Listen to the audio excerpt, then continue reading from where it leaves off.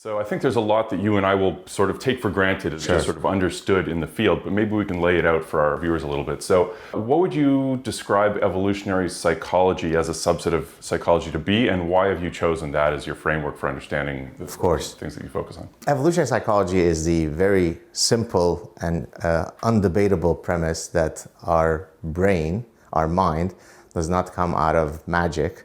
It comes out of the exact same evolutionary forces that explain all of life. And so the processes of sexual selection, of natural selection, is precisely what has defined our personhood. And so in the same way that we might use evolutionary thinking to explain how our liver functions, how our kidneys function, how our lungs function, well, evolutionary psychologists argue that if we truly wish to fully understand the human mind, we have to apply the same evolutionary lens to understand, as I said, the most important organ of our body that defines our personhood. And so there are a couple of key tenets that define, if you like, the foundation of what evolutionary psychology is. Number one, we're not born with empty slates. There are absolute biological imperatives that are coded as we come into the world.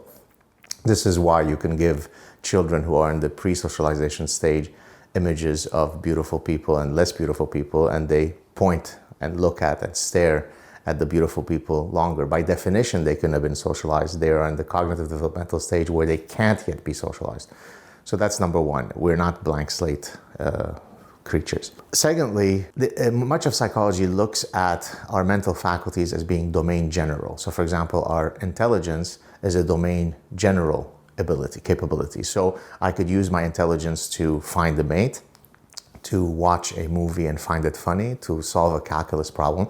So it is a domain general ability that I can apply. It's a universal key that I apply across domains. Evolutionary psychologists don't reject that. They accept that, of course, there are such domain general mechanisms, but they then argue that there are also domain specific computational systems, each of which has evolved to solve a specific recurring evolutionary problem in our evolutionary past. So find mate, retain mate, avoid predators, avoid poisonous foods, look for nutritious foods, build coalitions, invest in kin. Each of these fundamental evolutionary problems would have necessitated specific computational systems, domain-specific computational systems in our brains. Now, this doesn't mean that those systems are topographically located in a specific region. They could be diffuse, as many of them are, but it does imply that there are these penchants that have evolved to solve specific problems. Right, and my understanding, correct me if I'm wrong, because again, I come from anthropology as opposed to psychology, even though the subject matter often overlaps. So part of the contention in the field of psychology or between different disciplines is just to what degree those systems really are modular and not domain specific versus sort of overarching tendencies that play out in specific contextual circumstances, right? So would it be safe to say that evolutionary psychology as a discipline tends to put more emphasis on the modularity and the sort of the domain specific nature of those different sub-abilities, so to speak? I mean, it does, but that doesn't imply that it also doesn't look at the contingencies that you're speaking of. So one of the things that evolutionists argue, and I use the term evolutionist more broadly because while many people define themselves as evolutionary psychologists, the broader term is really evolutionary behavioral sciences, because human ethology is a field that applies evolutionary thinking, but they're usually not coming from an evolutionary psychology perspective. Behavioral ecologists are also within that rubric. Sociobiologists are also. Darwinian anthropologists are within. So the broader field, if you'd like, is evolutionary behavioral sciences, of which evolutionary psychology is one of the branches. Right. So behavioral ecologists, to your point, are the evolutionists who study why it is that different behavioral plasticity manifests itself. So for example, in one culture, you might have the evolution of spicy cuisine. In another culture, you have the evolution of bland cuisine. And when we're talking evolution here, we mean cultural evolution. Cultural evolution, from biological evolution. Exactly. But incidentally, nurture happens in its form because of nature. It's not as though they are antithetical to each other. Nothing exists outside of your biological realm, right? So in a sense, that's a false dichotomy, nature or nurture. I think Matt Ridley had a book called Nurture by Nature. I love that term because it's exactly apt in describing the false dichotomy. So in the case of going back to the spices, if I were, say, a cultural anthropologist, I would simply revel at the recognition that there are cross-cultural differences. Look, the Malaysian and Mexicans eat spicier foods, while the Swedes and Danes eat less spicy food. Good night, everyone. Whereas a more interesting question is to then ask, why is it that these cultural traditions have evolved in this particular way? Not all will necessarily have a biological explanation, but in the case of spices, it's actually a very clear biological explanation. It turns out that if you map the distribution of spicy or non-spicy foods around the world, it correlates to the ambient temperature of those cultures. Cultures that have hotter climates are more likely to have food pathogens, are more likely to have the greater proliferation of food pathogens. Therefore, a cultural adaptation, spices, cuisine, is a solution to a biological problem. It's called the antimicrobial hypothesis. So once you incorporate that additional layer of an explanation, now you have a much richer explanation, which leads me to the third. So I mentioned evolutionary psychology is not tabula rasa. Evolutionary psychology is recognizing that there are both domain-specific and domain-general modules. The third important thing to recognize about evolutionary theory in general, not just evolutionary psychology, is that it makes a distinction between proximate and ultimate explanations. Proximate explanations is where much of science operates. It explains the how and the what of a phenomenon. Most Nobel Prizes have been won at the proximate level. There's nothing wrong with that. But the ultimate explanation, not ultimate in the superior sense, but ultimate in the unfolding of the Darwinian why. Why has the phenomenon evolved to be of that form? So to give you a very specific example, if you take pregnancy sickness, women have experiences around the world since time immemorial. There are many proximate questions I can ask. How does the fluctuating hormone levels of a woman affect the severity of her symptoms? Okay, that's a proximate question. Great. The ultimate question would be, why has this physiological response evolved to be of that form? And the answer turns out to be a very beautiful and elegant one, and not only with many theoretical implications, but many practical applications. And during the first trimester of gestation, there's a period called organogenesis, where the organs of the fetus are forming in utero. During that period, it's particularly uniquely important that the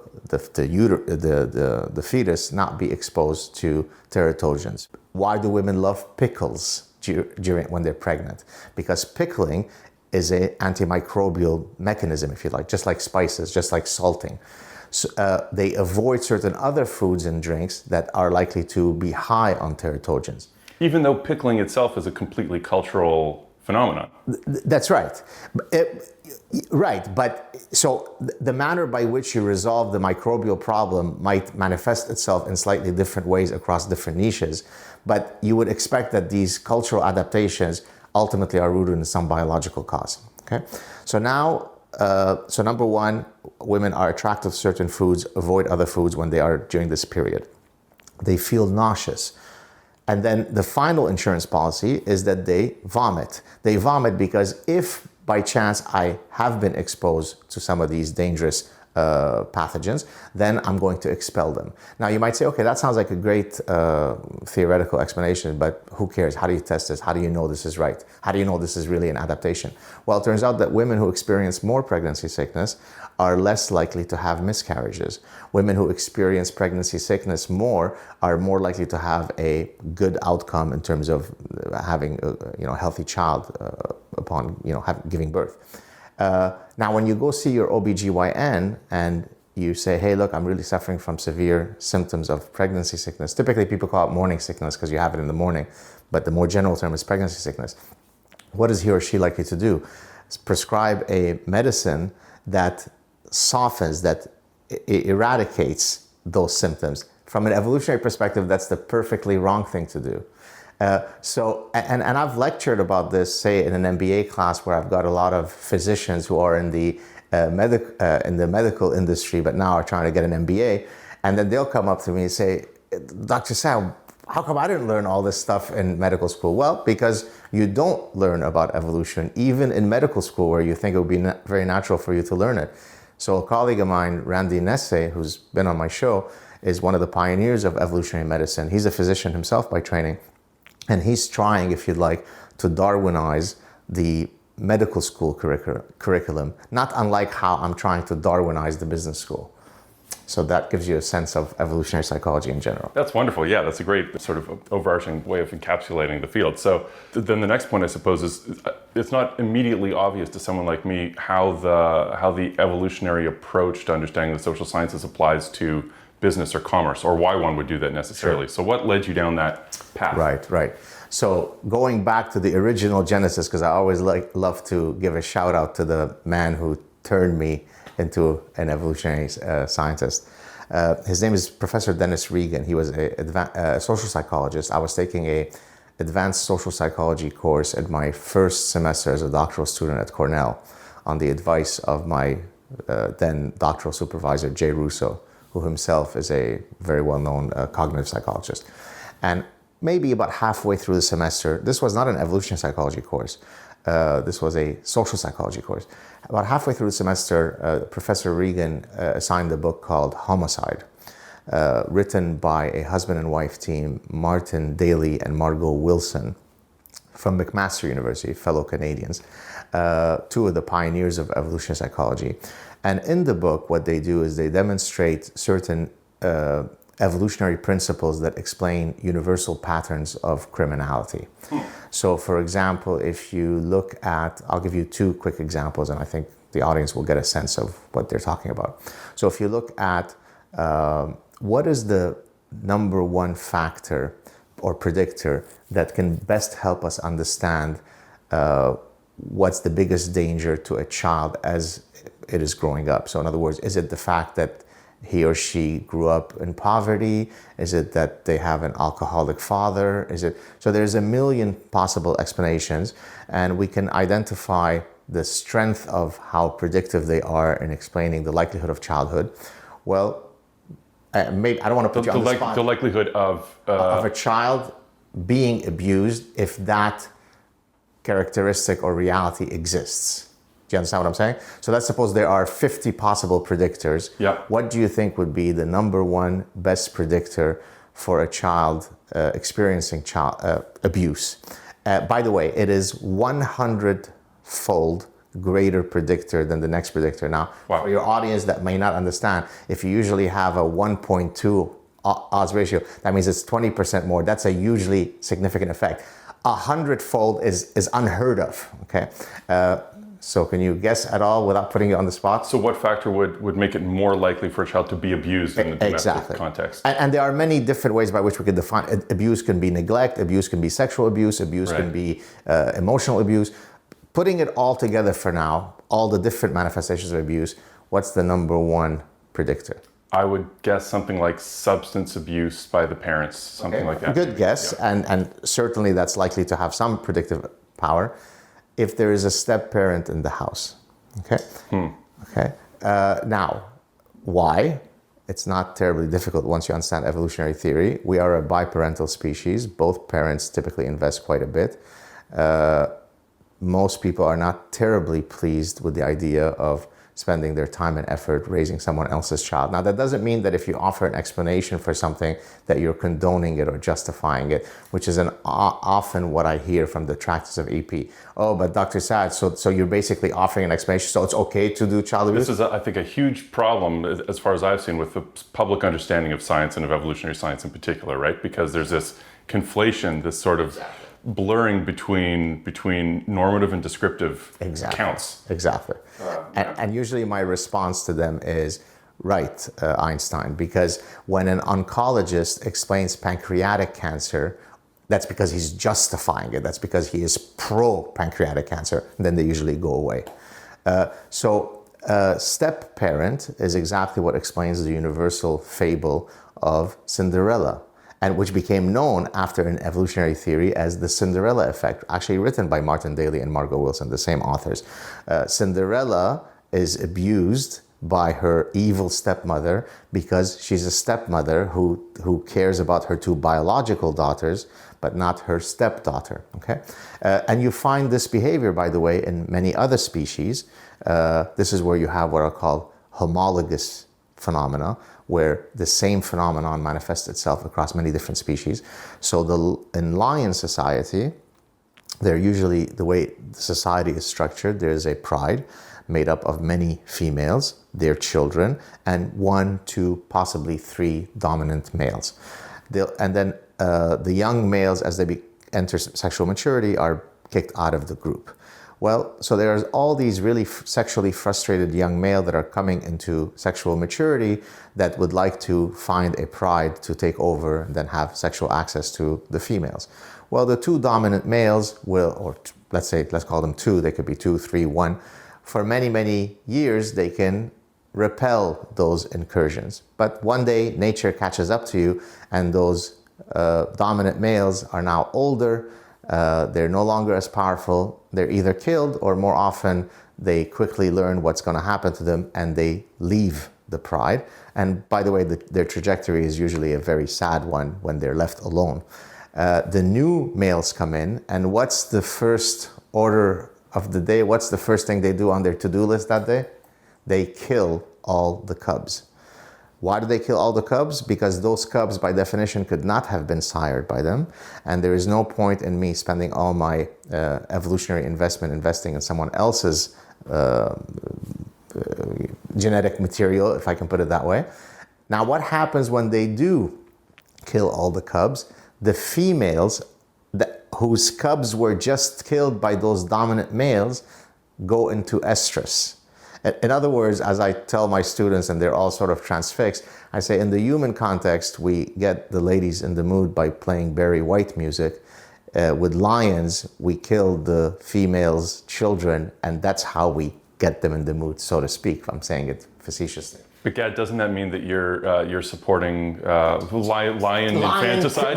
Exactly. But that's what you keep hearing over. I know, yeah, it's frustrating. And people don't appreciate the fact that humans have both wonderful qualities, which evolutionary theory explains: empathy, romantic love, sibling love, friendship love, cooperation. All of these things are perfectly within the purview of evolutionary psychology, but evolutionary psychology also recognizes that we're not walking saints and angels. We also kill each other. We experience murderous rage and anger and jealousy, and humans rape and humans abuse and humans go to war. Those are also part of the behavioral repertoire of our existence. And therefore, when you explain the nice stuff of humans, everybody's quiet. When you explain the bad stuff, oh, what a Nazi you must be. You're condoning cheating on your husband or wife. No, I'm not condoning it. I'm explaining that it happens tons of times, and let's try to understand why it happens. It's not because of pornography. Why do you think people have that reaction, though? Like, just psychologically speaking, if you're a psychologist, so how do you explain the fact that people have like intensely different visceral reactions to the same theories, or just describing different phenomena? Yeah. So I'll explain that, then I'll go back to the homicide book, just to close that parenthesis. Yeah. So in one of my books, The Consuming Instinct, but in many other places, I offer an analysis of the wide range of reactions that people have to evolutionary theory in general and evolutionary psychology in particular. And they come in many different varieties. Some of them are cognitive obstacles. Some of them are emotional obstacles, but almost always they're due to ideological issues, because evolutionary theory ends up attacking the foundational edifice of some pet ideology of mine, and I can't have that. If evolution is right, then I'm screwed, and therefore I'm going to fight against it. So if I'm a religious person, I hate evolution, because where's God in all this? We're not unique, we're not, okay. If I am a radical feminist, I hate evolutionary psychology because you're saying there are innate sex differences, that's craziness. If I am a postmodernist, I hate evolutionary psychology because postmodernism says there are no universal truths. Well, of course, evolutionary psychology recognizes that there's a thing called human universals. So for all sorts of ideological reasons, people line up to throw mud at evolutionists. Some of the slightly more sophisticated in quotes, detractors, and actually that's probably the one that upsets me the most, is because it is levied by otherwise supposedly intelligent academics, is when they say that evolutionary psychology is just so storytelling. It's post hoc just so storytelling. I mean, that is so profoundly idiotic that it is difficult to comprehend that these people are genuinely academics. And And just to clarify for the listeners, when someone says in science, let's say, "Oh, that's a just so story," it's like they're essentially saying you're just weaving an account of describing how this phenomenon occurs, Exactly, without any particular recourse to a testable hypothesis. exactly. Yeah. So let's do the just so storytelling. They think that because evolution is something that happened distally, it happened in the past, that means that it can't be science. Well, if that's the case, then we better rush and tell astrophysicists that they are fake scientists, because they study something not within the time scale of 2 million years, which might be the range of the evolution of human beings. They study something that is 14 billion years old, right? So all those astrophysicists, please rush and tell them they're out of a job, they're all fake scientists, because they just hand wave stories post hoc. Oceanographers, paleontologists, geologists are all studying phenomena that happen in the distal past. So the idea that if something started in a distal past, you can't study it using the scientific method is so profoundly idiotic that it actually, look, even now I'm getting upset mentioning it, okay? So that's number one. The idea that something is not testable in evolutionary psychology, again, is so outlandish. I've now been a professor for 25 years. I've published many, many papers in all sorts of journals. You don't think I tested hypotheses? Here's a hypothesis. In the maximally fertile phase of their menstrual cycles, women are most likely to beautify themselves. Okay? That's a very easily falsifiable hypothesis. I collect data on women across their menstrual cycles. I see when they most beautify themselves. And if it is not within the very small window of their maximally fertile phase, that hypothesis is falsified. It's just, when someone argues this, the way I translate it is, I'm a moron who knows nothing, but I have to pretend I know something because I took a course in anti-evolution at Oberlin College. Okay? That's what they're saying. And there's a very, very long list of these morons that have crossed my path. To play devil's advocate, and it is devil's advocate because I'm on the same page as you here, but I imagine a lot of this comes from the baggage of social Darwinisms, let's say a generation or two prior in academia, where people had these scientific theories sort of at their fingertips, at their disposal, and then they read cultural phenomena through an ideological lens using those scientific theories to explain the just so stories that they wanted for political purposes, right? Right. So I suppose they may be coming from a good place when people make those arguments, but why do you think that has failed to penetrate the minds of these, as you say, otherwise very intelligent people? Because it's very, very difficult to get them to commit the necessary cognitive effort to actually understand that which they are criticizing. I mean, they just don't want to put the time or effort in. It's a human malady. It's a human frailty to be a cognitive miser, right? So we're opening up a lot of. No, that's fine. Okay. So social Darwinism, for example. This is the idea that, for example, eugenicists said, look, we don't want too many gays running around, so let's sterilize them so that we can purify the gene pool. Let's sterilize the Jews. Let's kill the Jews if you are a Nazi. Hey, what's wrong with? It's a struggle between the races. We are the Aryans. The Jews are at the bottom. Hey, it's Darwinian. Okay, British class elitists said, hey, we are the upper social class, screw the lower classes, don't feed them, don't give them education. Hey, that's just a natural struggle. The fact that someone, a cretin, a miscreant, decided to misapply an evolutionary principle to suit their nefarious goals doesn't imply that this has anything to do with evolutionary theory. There's nothing in evolutionary theory that speaks to these points. This is like arguing physics is a Nazi exercise because atomic bomb, okay? So, let's not study mechanics in physics because that's how you learn about the trajectory of a bomb that you throw. So the fact that you create accurate knowledge about the world, which some devil, some villainous group decides to misuse to their nefarious pursuits, says nothing about the evolutionary principles that they're supposedly criticizing. By the way, the blank slate premise, because you were saying they were coming maybe from a good place, that point is actually well taken. Many of the cultural anthropologists who argue that there are no human universals argued that precisely because it is a very hopeful message for us to think that we are all born with equal potentiality. You mean really, Mom, I could be the next NBA superstar? There is nothing that differentiates me at the starting point between me and Jordan? That's how Trump became president. That's how... Right? So there is a hopeful message, right? But a hopeful message that's rooted in BS is still an injury to truth. And therefore, that's why they upset me. But now going back to the falsifiable stuff. So there is something that I've been really pushing recently in my work, which will also be in my next book, this idea of how do you build a scientific argument typically within evolutionary theory. How do you demonstrate that something is an adaptation? Well, you build what are called nomological networks of cumulative evidence. Nomological? Nomological networks, okay? And so if somebody can read my book, they could also look at a very short paper that came out, I think, in 2004 by Schmidt and Pilcher. I know I'm getting technical, but it's in Psychological Science where they lay out some of this mechanism. Now, I had been doing, unbeknownst to me that they had proposed it, in building my arguments against all these hostile crowds, I was actually doing this nomological network approach. Then I found a name for it, and now I've been really pushing that framework and building on it in all of my work. That's nice and sort of reassuring with respect to the validity of one's work when someone comes along and says, this is what you should be doing, and you say, well, how about that? Exactly.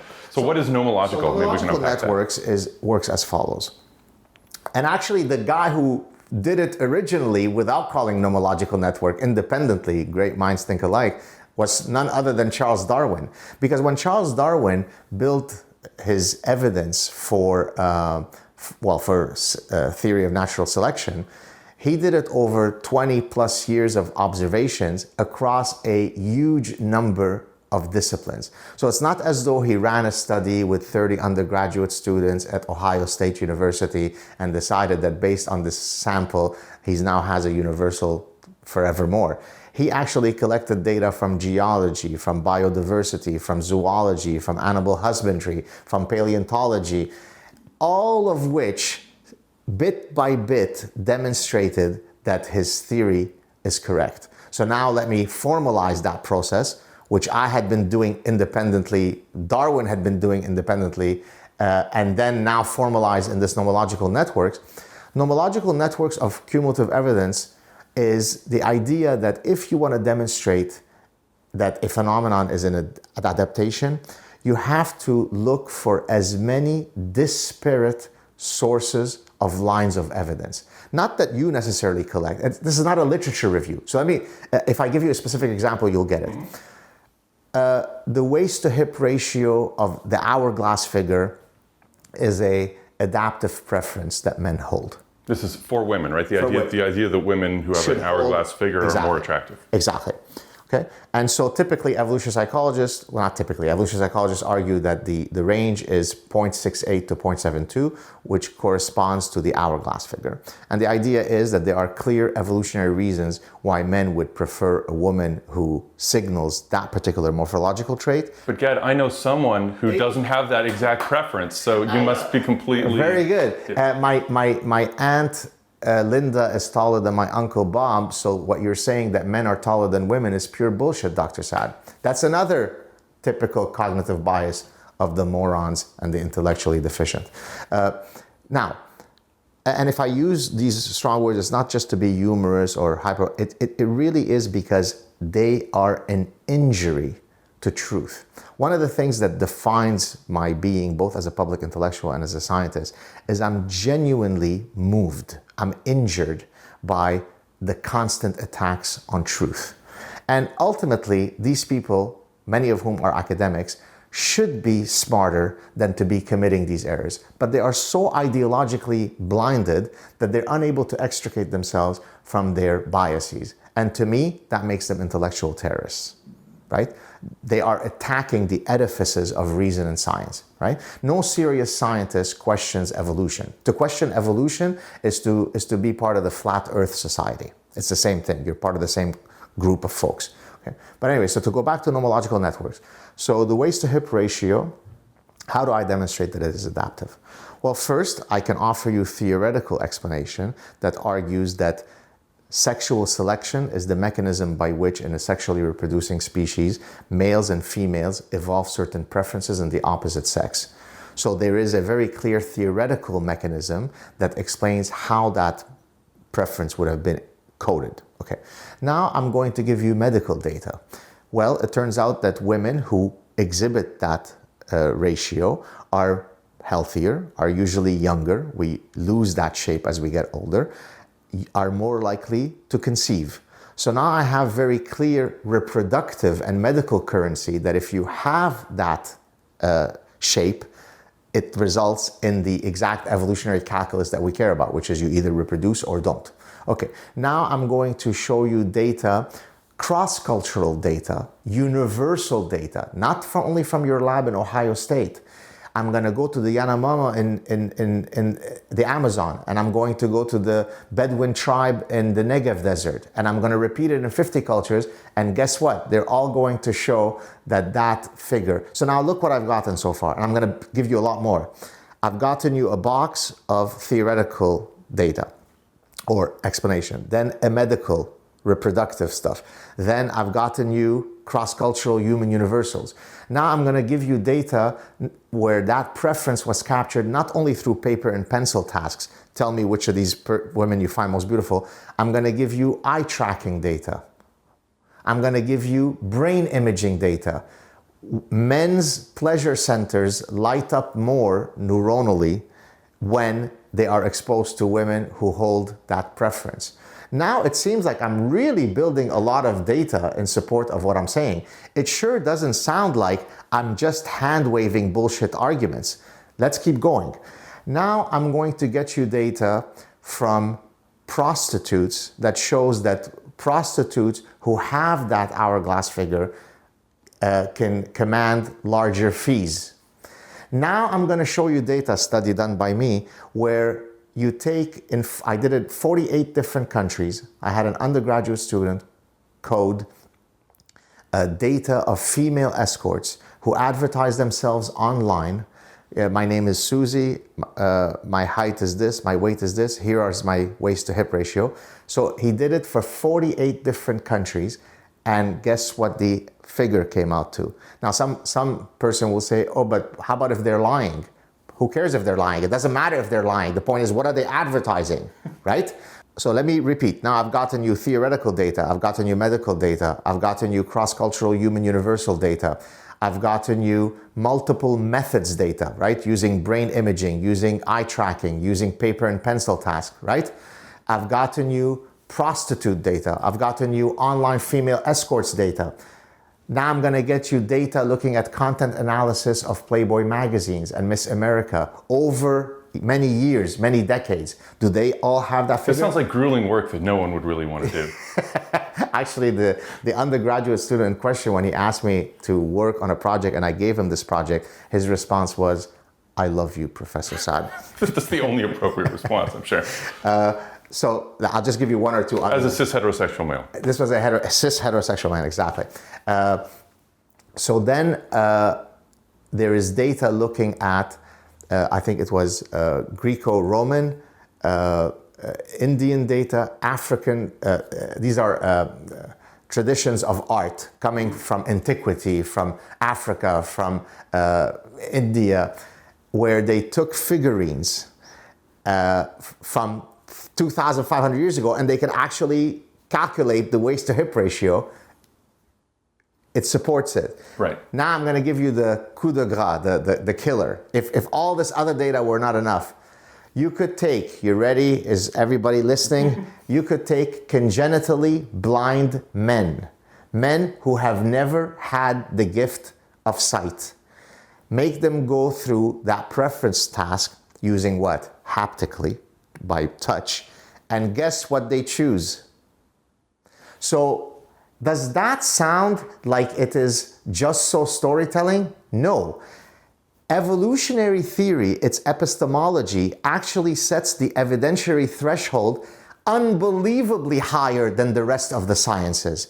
An evolutionist is profoundly more rigorous as a scientist than your BS guy at doing his undergrad studies in the lab. But they can't be bothered to say, oh, so Professor Saad, you just came out of this out of nowhere. So that's what upsets me, because it's like when I'm accused. I'm a Jewish person who escaped Lebanon. I'm accused of being a Nazi Jew hater. Okay? Well, so here's an academic person who says that evolutionary theory is nothing but just so storytelling, when the exact opposite is the truth. So that's why it offends me and angers me. Yeah, it can be really infuriating. Exactly. Yeah. Especially when it's, I suppose, when it's done from what appears to be a place of ignorance or essentially just lack of effort, like intellectual laziness. Cognitive laziness. A second example that I'd like to ask you about, to see if you can guess it. Who do you think around the world since time immemorial is the most dangerous person in a woman's life? The most dangerous person in a woman's life. Like, in other words, if something is going to go bad in a woman's life in terms of her being attacked, in terms of her being abused, in terms of her being killed, who is that person? Going off my sort of Netflix CSI type knowledge, I'm going to say it's always the ex-boyfriend, so a former lover. Exactly. It doesn't have to be former lover, it could be current lover. It's her husband. Okay, yeah. What's the reason why he would either kill her or attempt to kill her or beat her or whatever? What do you think? My guess would be jealousy, suspicion of cheating, something. Exactly. Like there you go. Okay. So we can go again to the Yanomamo tribe in the Amazon. We can go to neighborhoods in Detroit in 1950. We can go back 3,000 years. We can go 3,000 years from now. And we're going to find the exact same reality that I just described. The most dangerous man in a woman's life is not a serial killer who's hiding in the tree about to jump her. It's the man whom she's coupling with. And what's going to drive him into a murderous rage is going to be either realized or suspected infidelity. Sometimes it's suspected and it's not even true. That's right. It doesn't make a difference from the male perspective. Exactly. Now, why does he do that? Because paternity uncertainty.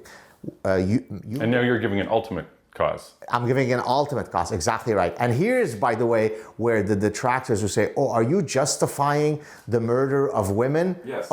Right. Yeah, you must love woman murder. Exactly, I'm pro-women murder. Again, the answer... That will not be taken out of context, just to make clear for our audiences. Right. The reality is that if you want to understand the dreadful reality of abusing and murdering women, you better root your explanation in an accurate scientific explanation.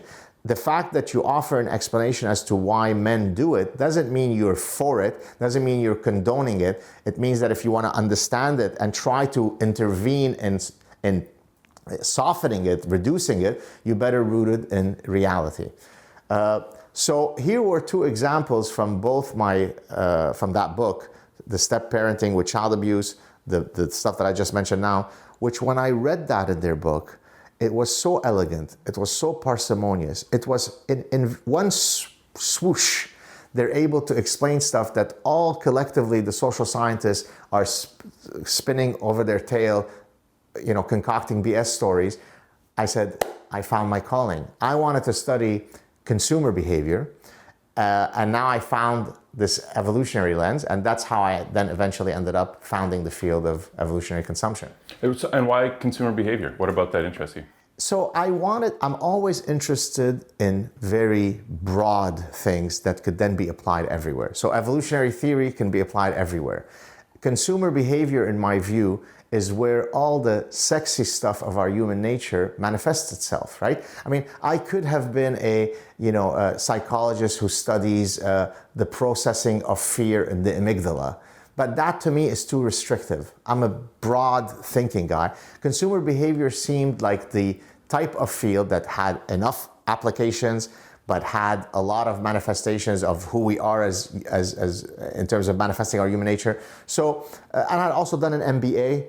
I had taken, my background was very technical, mathematics, computer science, but I'd always been very interested in the behavioral sciences. At one point, I thought of going more into clinical work, and then decided against it for two main reasons. Number one, I thought that I didn't have the right personality to not bring the trouble home, precisely because I'm very intense and I care a lot. And so if I'm going to hear about how some woman was abused or some girl was sexually, I don't think I would have had the right ability to compartmentalize. So that would have quickly led me either to murder the people who did it or commit suicide. So it didn't seem like it was a good fit. A short career. A short career, very short career. Go out in a bang, literally. The second reason why I thought it would be a bad idea for me to go to clinical work was that I thought that a lot of the clinical fields, the therapeutic industry, was really built, and here I'm going to borrow a book title, built on a house of cards. Mm-hmm. This is a book by Robin Dawes, I think in 1994, where he basically said that much of, clinical stuff is complete utter BS. Now that doesn't mean that clinicians may not be rooted in part in science, but a lot of the history of therapeutic industry is complete quackery. And being someone who was very science oriented, I felt that I didn't want to commit to something that was on shaky grounds. And so I was very, very interested in decision making, in consumer behavior. But I was going to Cornell to really be a mathematical modeler of consumer choice. I was going to be what they call a quant jock. Because of my background in mathematics and so on. And it's at Cornell I met Jay Russo, who is, as I said, a mathematical and cognitive psychologist, who really gave me the courage to kind of pursue my interest in behavioral sciences. And then that's how eventually, by accident, I discovered evolutionary psychology and so on. So something that kind of pops up in my mind and something that I wonder about, and I imagine other people wonder about when they hear about your particular departmental posting, is it because you're, sort of ideologically or just personality-wise, you're a gung-ho capitalist, and you want to, facilitate... To be in the business school? Yeah, facilitate better under, a better functioning capitalist system by using evolutionary techniques. No, absolutely not. It really is. Look, I could be housed in a psychology department. I could be a behavioral biology department. I'm really housed in the business school because much of the places where I apply the evolutionary thinking is related in one way or another to our consumatory nature.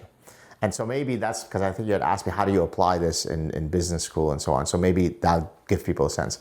So I discussed earlier a study where I was talking about the can you falsify a hypothesis, where I said women dress more provocatively when they're in the maximally fertile phase. Well, that's actually, I was describing one of my studies with one of my former doctoral students. So here I'm looking at a very specific consumer choice, how I beautify myself as a woman, right? My fashion choices is consumer behavior. That consumer choice, should I wear my hair up or down? Do I wear stilettos or not? How scantily clad I dress? Whether I put makeup or not? Each of those, couldn't be more consumer behavior. All of those patterns of beautifications are rooted in the physiological reality of where I currently am in my menstrual cycle. So I take a principle from animal behavior, from evolutionary theory, that females of a species are going to maximally engage in sexual signaling when in estrus. And I take that principle and I now look for it in consumer behavior. Okay? Here's another example. With one of my other graduate students, I looked at sexual signaling, but now on the male side. The first case was menstrual cycle, female side. Now let's apply it to male side. Well, we know from many species that males, when they fight one another, the one who wins has a rise in his testosterone. The one who loses, literally in some cases, has the tail between his legs and runs off, and his testosterone levels drop. Right, and this is sort of a temporally contextual thing. Like for a period of time, one of the aggressor has more testosterone. Than Exactly. Yeah, that's a situational response. Right, exactly. Yeah. So testosterone is both an antecedent and a post. If I have greater testosterone, I'm more likely to be aggressive. That's an antecedent effect. You and I fight, my testosterone goes up, yours goes down. That's a consequence. So it's a feedback loop. So we should see some people just constantly jacked up on testosterone unless they end up, incarcerated. Right. And other people just really low T, getting by, head down, looking at the sidewalk. It's funny that you say incarcerated, because I always tell people the best way to make sure that someone is no longer a criminal, just let them age. Because just by aging, your testosterone level naturally drops. And the things that you were willing to do when you were 22, you're unwilling or incapable to do. I mean, I'm talking about criminal behavior. Is this why I'm so bad at jiu-jitsu? Because I'm already in my late 30s. Is that? Oh, you're past the window. It's all downhill from now. Yeah. So I took this idea of male-to-male combat.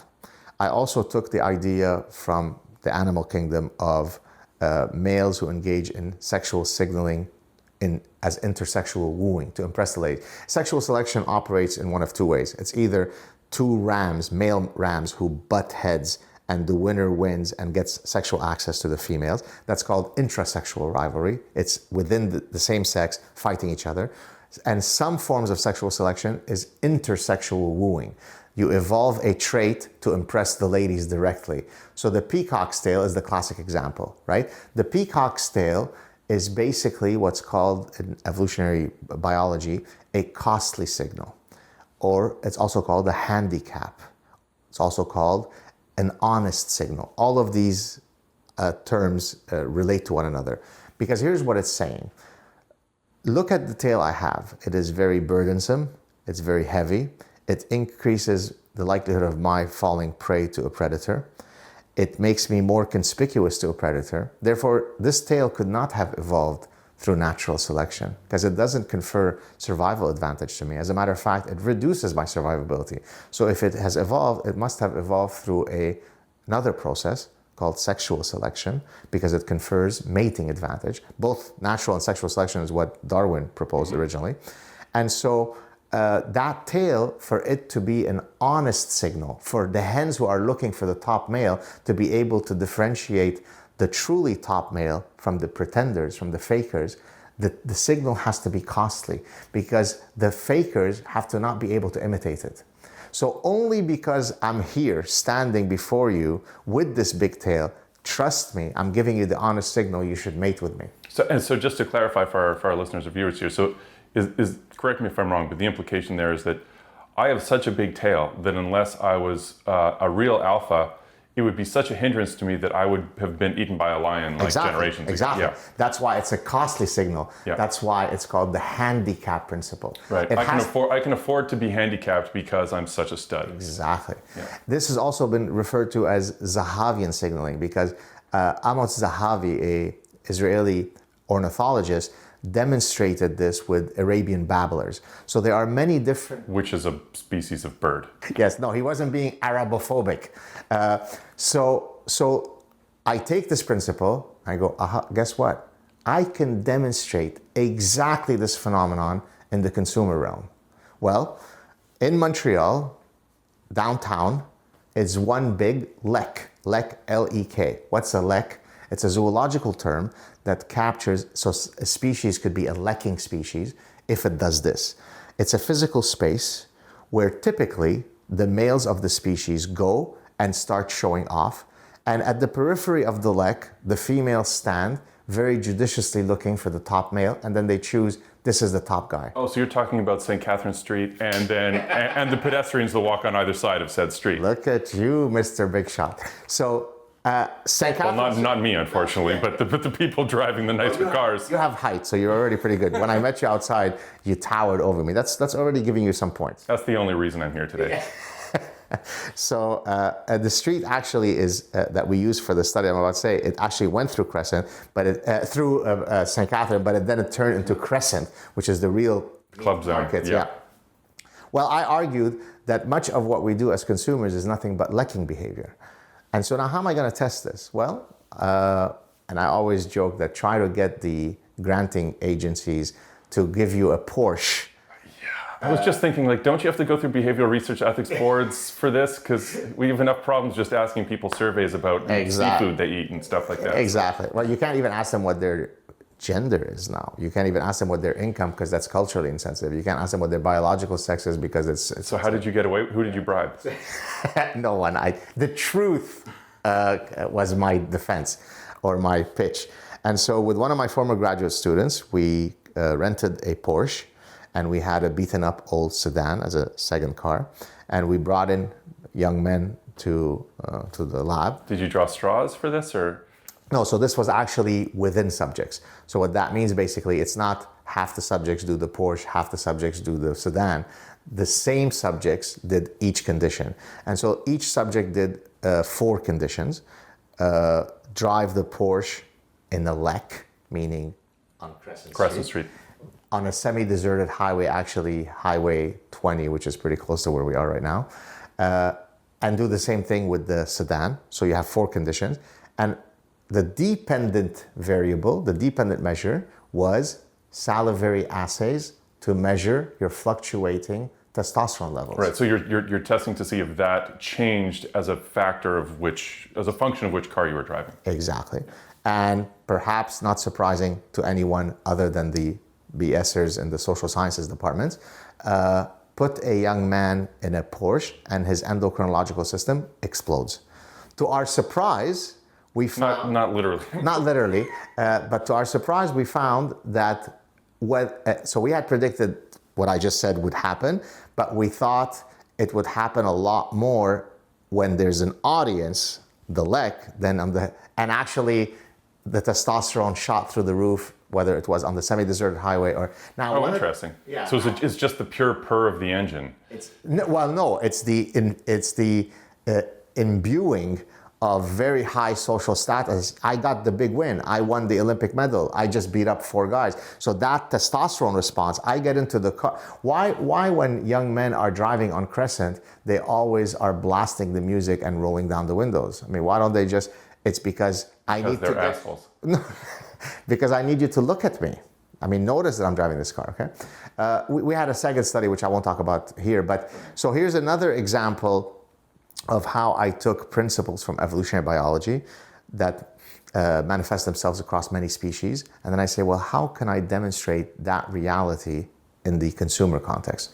And so this is really how much of my career has unfolded. It is to take evolutionary biology, evolutionary psychology, and demonstrate how it occurs in our consumatory nature. Hence, one of the books I wrote was The Consuming Instinct. Right.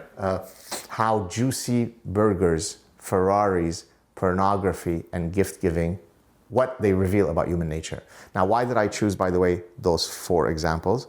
Juicy burgers, Ferraris, pornography, and gift-giving. It sounds like pretty good research material, to be honest. So I can eat all the hamburgers. Exactly. So I could consume pornography. Right.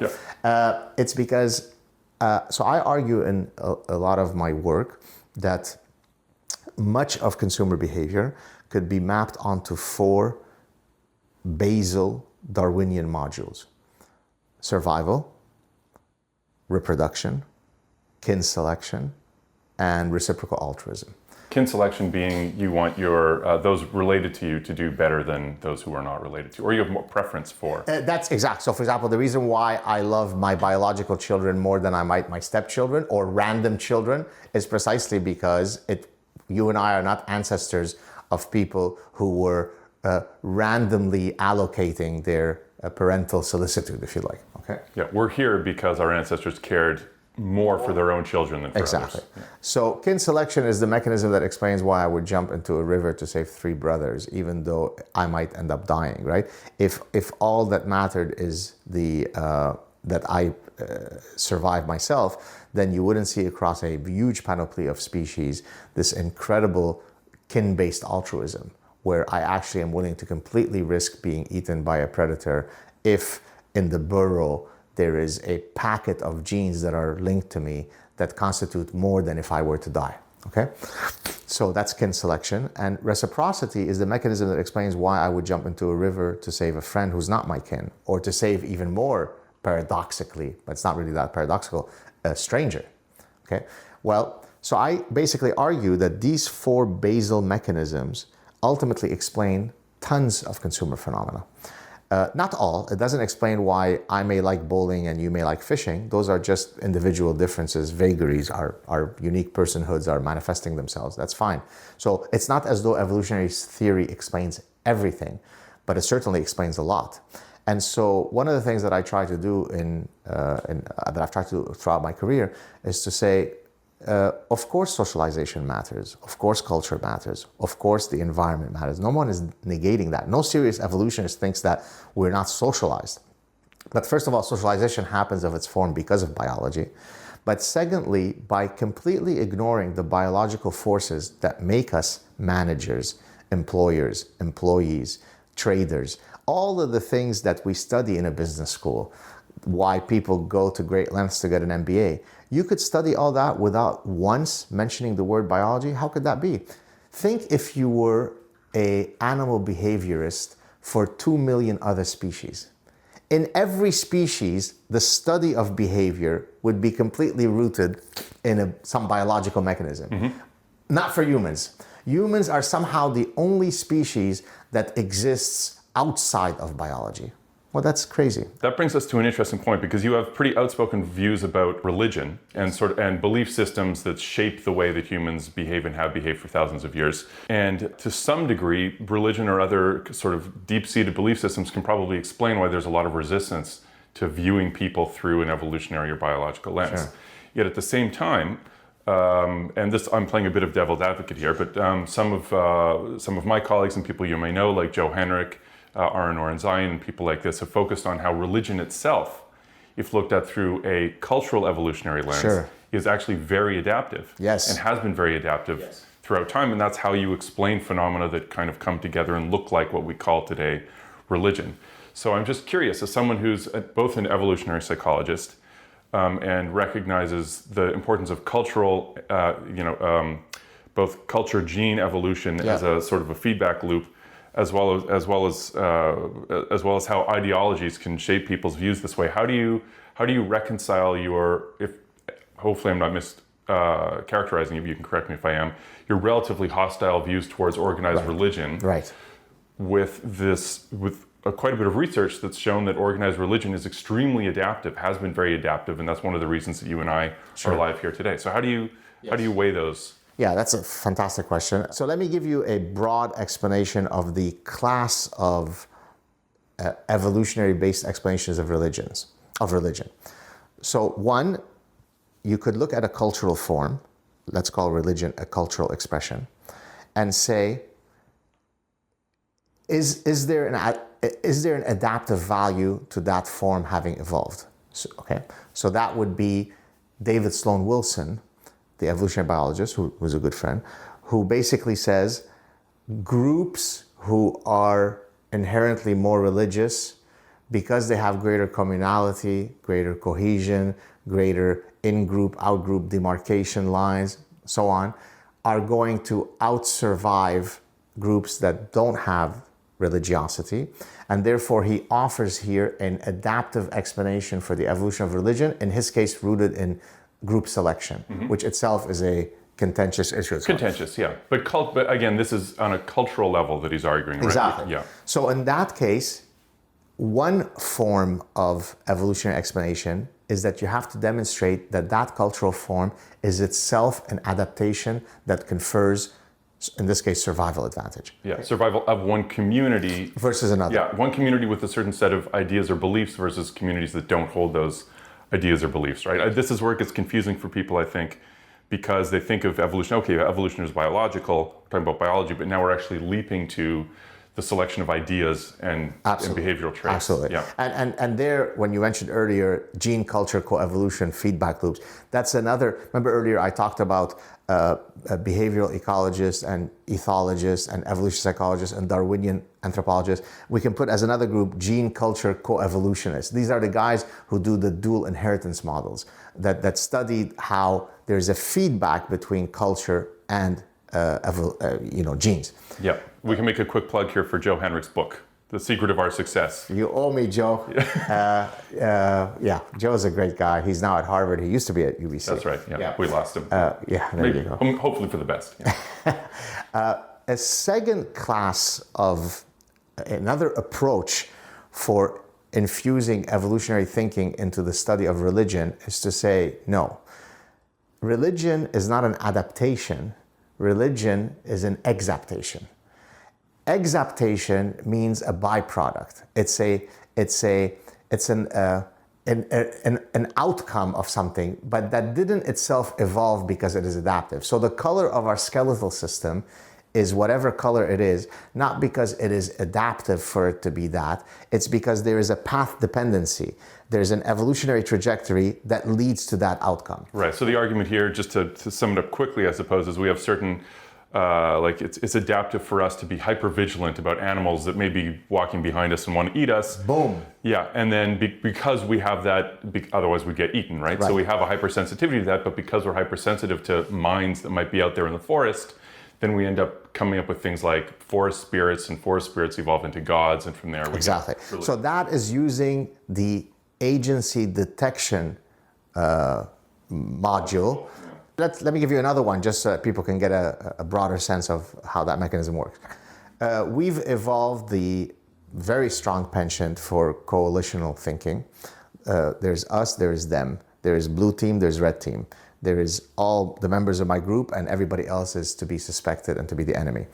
Well, what do many religions, and certainly Abrahamic religions, do? They exactly give me a narrative that is exactly in line with me wanting to view the world that way.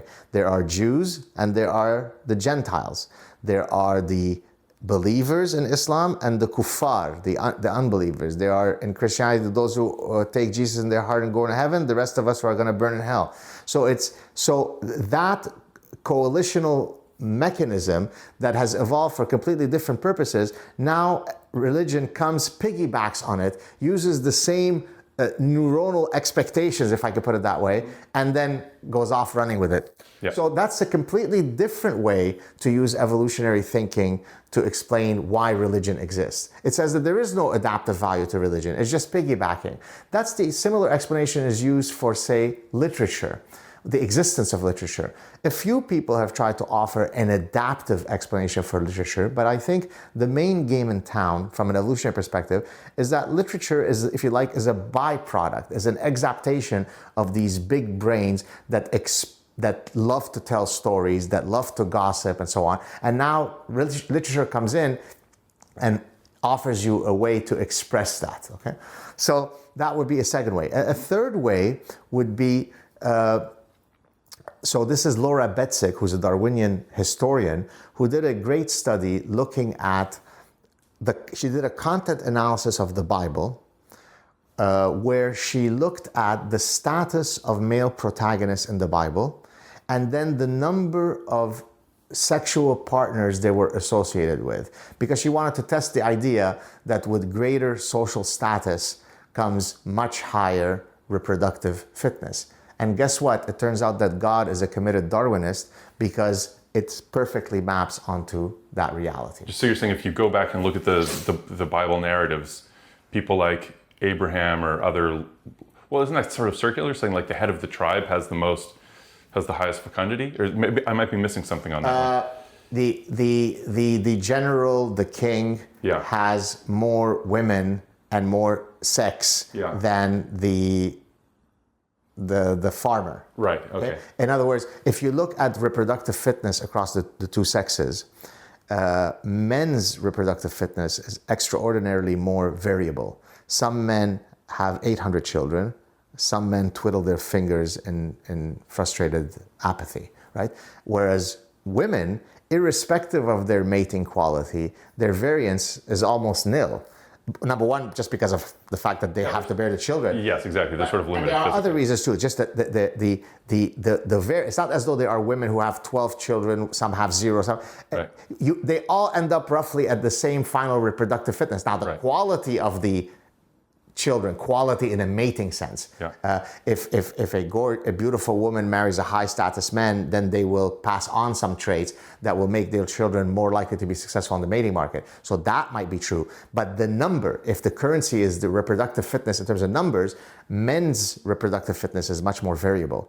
Well, it turns out that the Bible perfectly captures that. So in this case, what you're showing is that certain evolutionary realities manifest themselves in exactly the way you would expect them, even in these divine books. So that would be another approach to applying an evolutionary lens to studying religion. Oh, I see what you're saying. Like you can see these books are supposedly come from supernatural sources. Exactly. And yet, maybe not but and simultaneously, when you look at their content, you see our evolutionarily prescribed outcomes manifested in the stories. Okay. And so the more general argument within that class of explanations is what I describe in several of my books as cultural products being fossils of the human mind. This is what I call them.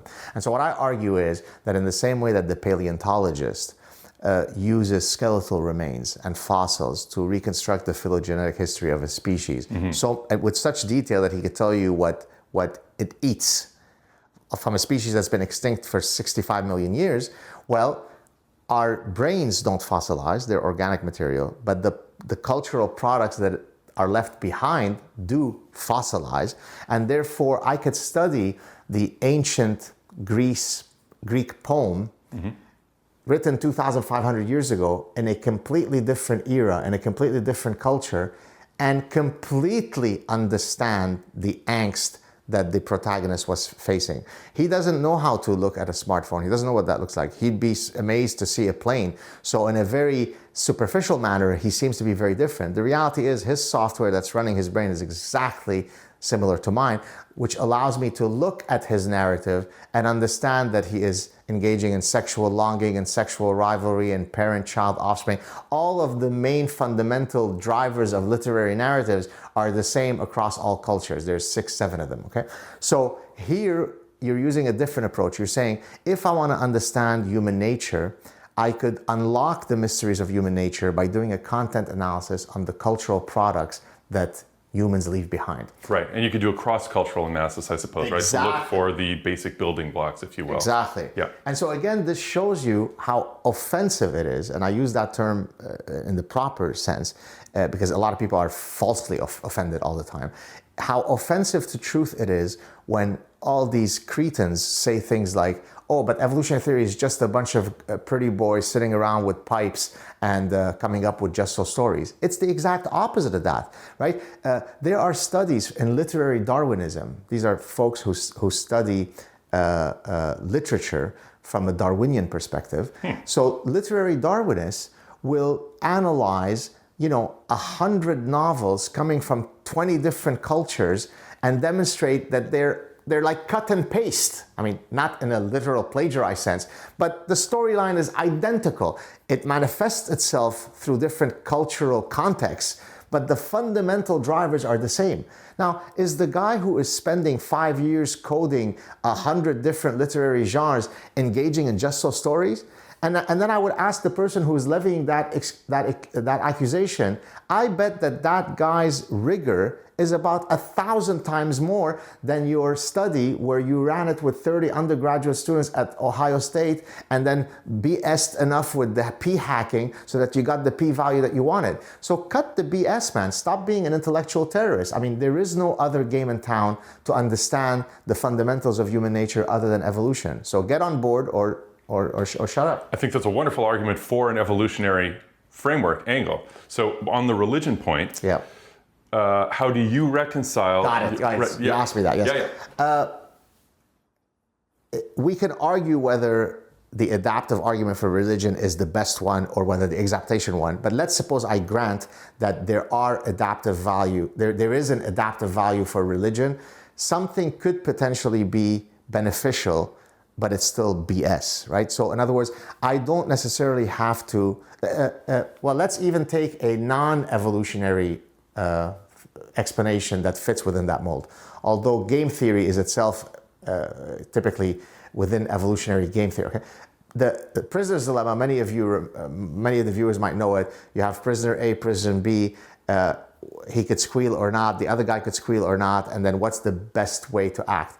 Well, the original prisoner's dilemma, if you like, without calling it that, was proposed by Blaise Pascal, Pascal's wager for why you should believe in religion, right? God could exist or God could not exist.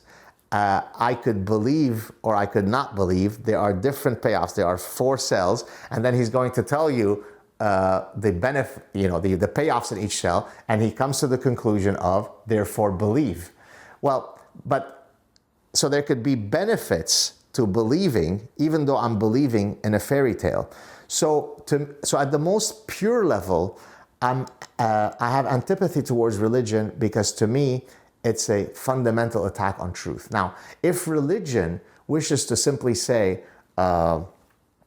some moral prescription, although one could argue that the moral instructions in the religious books are many times hardly moral.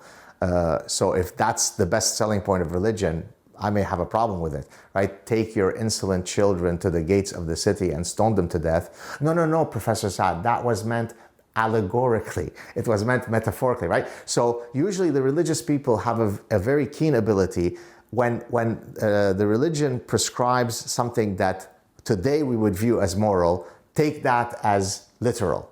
When I show them a passage that is grotesque and immoral, no, you misunderstood. It was meant as an allegory, okay? So bottom line is, it's an injury to truth. And secondly, it causes good people, I don't know if it was the physicist who won the Nobel Prize at University of Texas, Steven Weinberg, I think, who said it first, only religion can make good people do bad things, or what? I've heard that before, sure, yeah. So, a few days ago, we celebrated the September 11th anniversary. 19 men woke up that day thinking that it was perfectly moral and perfectly the correct thing to do what they did. There was no way they would have gotten to that conclusion without religion. It's not as though they could have read Harry Potter and also arrived to that. They couldn't have read Homer's whatever and come to that conclusion. It required the exact content of religion to cause otherwise people who could have been very decent to do the most grotesque thing. So good people are going to do good things, bad people are going to do bad things, but only religion can get good people to do horrible things. And so what about the argument, I don't know if you know him personally, Aaron Noren-Zion, a colleague of Joe Henrik, right. Who wrote this book, Big Gods, and, yes. And other people in that milieu with whom I'm familiar working at UBC.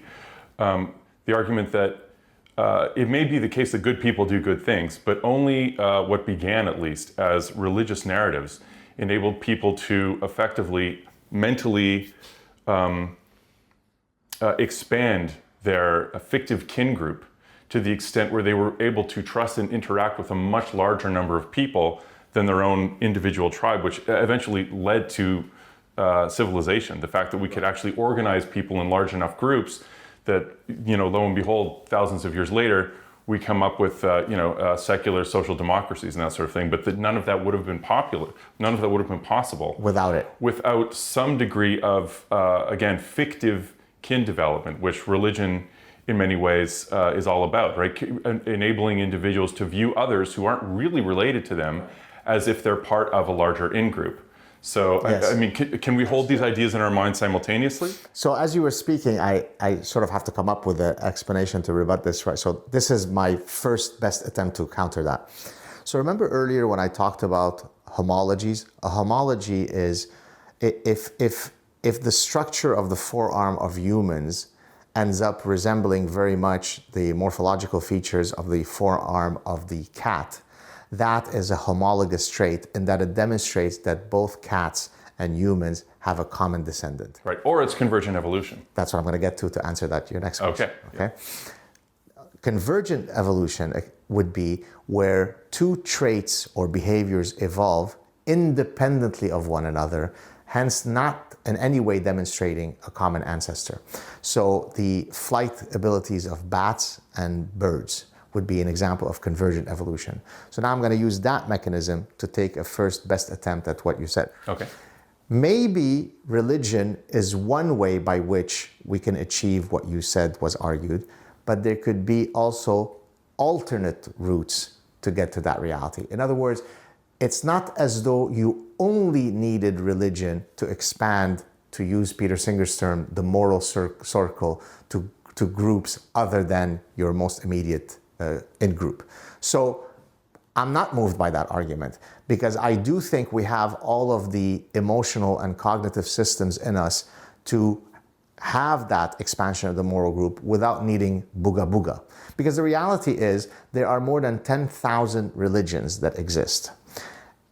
Those 10,000 religions on 1,000 different points offer perfectly contradictory things. Mm-hmm. Are we allowed to eat prosciutto? Yes or no? God should be very clear about this. Well, God turns out to say very different things depending on which true religion I believe in. And I could offer you 16,000 from the most mundane to the most profound things, prescriptions of how to behave, and I will find you 50 religions that perfectly say opposite. Sure, even within a religion you can find all sorts of contradictory stuff, right? So I don't buy it. So religion... Oh yeah, but I mean, again, kind of to play devil's advocate, Please. Just because it's interesting. So that doesn't, those points don't necessarily have to be mutually exclusive. You can have the content in terms of the prescribed behavior to be every time I walk through my front door, I have to do a circle 3 times and sit down like my dog before I enter and take off my right shoe and then pour the milk 3 times. And yes. Right? Like you can make it anything you want. It can be totally nonsensical. But if you know that you see someone else doing that, you know, oh, they have the same sort of mental software running that I do. Therefore, I can trust them more than I can trust this complete stranger who does things the exact opposite way. I mean, the content itself is irrelevant. It's the recognition of similarity. Got it. 2 points. Number one is the best way for me to appreciate that this person could be part of my shared humanity, for me to do 3 loops and do booga booga this way and that way. I think I could find other ways for us to be united. And secondly, by uniting us in this way, it also makes us, next step, very hostile to those who don't do flips this way and that way. But again, to not confuse a normative versus a descriptive account, right? Descriptively, that would actually lead to successful groups, right? Not normatively. Right. So the argument here, like Nora Zion and his colleagues aren't saying religion is wonderful, but they're saying, you know, irrespective of any truth claims of these religions, it does explain through, you know, if you look at a bunch of different pathways from a number of different disciplinary angles, it does explain how we got here. And then what Nora Zion specifically, not to harp on him in particular, but he lays this out quite clearly, argues is that what religion did is it enabled us to get to the size of a society that was functioning well enough because of shared belief systems that we could then innovate non-religious secular mechanisms for enforcing goodwill between people, like courts, police, you know, universal education, stuff like that. And then you can dispense with the quote unquote booga booga. But none of that, and then we can look down at other people who are religious and say, well, come on, you're believing in all this ridiculous nonsense, which arguably is nonsense in many cases. Yet at the same time, it's a little bit hypocritical in the sense, if we don't acknowledge that the only way we could have got here, according to the argument, is the fact that we had these systems that enabled us to get to this point by expanding our fictive kin group. So, I mean, the arguments are great, and you've summarized them well, and I'm familiar with them. And maybe the best way to then to kind of draw an analogy again to some evolutionary organs. Well, everything is evolutionary based, but you know, the wisdom teeth don't carry the same importance today as they necessarily did in the past, and the appendix didn't. Why don't we put religion with that also? So I think, look, obviously religion has existed for a long time. It is part of the human experience. And so it's certainly worthwhile to explain why it is so compelling. My explanation actually is either extremely profound or maybe it's too much of a simple explanation. Here's my best attempt. When I have high cholesterol, I go see my physician. He gives me this thing called Lipitor, and I bring it down. Now, we can argue whether that's linked to heart disease, because now there's research that says that that doesn't matter. Let's assume that it is true that LDL scores, your fatty molecule of cholesterol, needs to go down.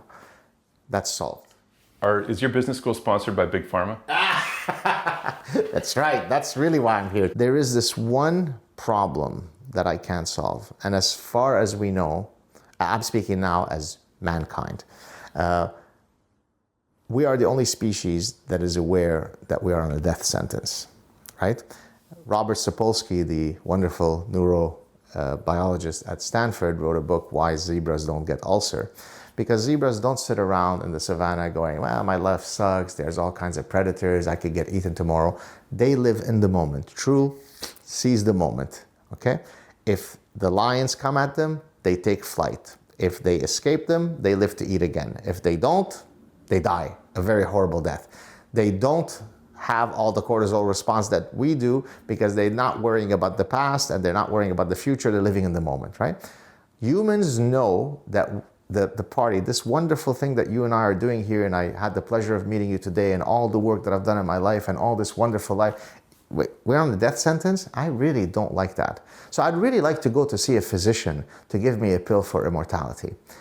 There is a pill. You know what that pill's called? Religion. So I don't need the fancy evolutionary arguments. I need a pill to solve the most fundamental existential crisis, which is I don't want the party to end. There's only one way to get to that, according to religion, and it's a very successful one. You're going to be reunited with. I just lost a being that is more dear to me than 99% of humanity combined. That's my Belgian Shepherd. If there's any way for me to see her again, maybe I'll sign up, right? Or I can be brutally honest, maladaptively honest. Yes, exactly. Maladaptively There you honest. go. Yeah. That's why the atheist is actually on the wrong side of healthy thinking in that sense. Precisely. Because it is so much easier to believe. But my unique and brutal pursuit of truth, both to the outside world and in terms of my internal cognitive consistency, does not allow me to do that.